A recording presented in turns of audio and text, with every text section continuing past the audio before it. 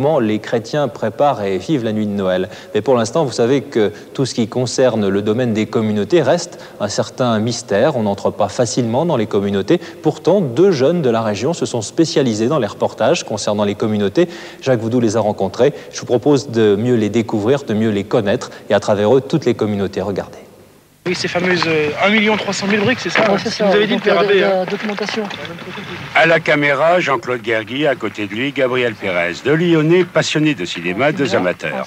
L'un est employé aux hospices civils, le deuxième est comptable. Ils ont fondé l'association Ciné-Art Loisirs il y a 5 ans, et puis ils découvrent un créneau, les monastères. Et depuis 5 ans, ils filment la vie des moines. Le moine, pour moi, c'était mystérieux dans le temps.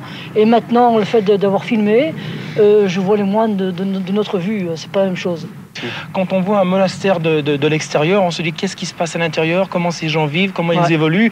C'est très mystérieux. Et puis on s'est aperçu au fil des films qu'on a réalisés qu'en fait, il n'y a pas de mystère réel, hein, si ce n'est que celui de Dieu. C'est le cinéma vérité.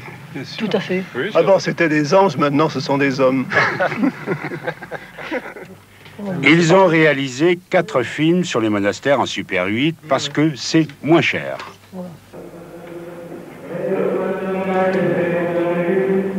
Toute l'année, ils projettent leurs films dans les salles des fêtes de la région comme des saltimbanques. Mais le plus difficile est d'obtenir l'autorisation de filmer certains monastères. C'est vrai qu'on a de l'affection pour les carmélites, aussi bien pour les chartreux que pour les cisterciens. Ça fait partie un petit peu du monde de Ciné-Art Loisirs. Ils nous appartiennent un petit peu, oui. On n'est pas voyeur du tout, hein. Non, pas du tout. C'est pas du tout le genre. Mais on est avide d'images pour les gens, pour le public qui s'intéresse donc à ce que nous allons montrer, filmer. Et ça, c'est très important, ça. Guergui et le technicien, Pérez le journaliste, tous les deux ne voient pas le temps passer. Ils ont pris le rythme de la vie contemplative.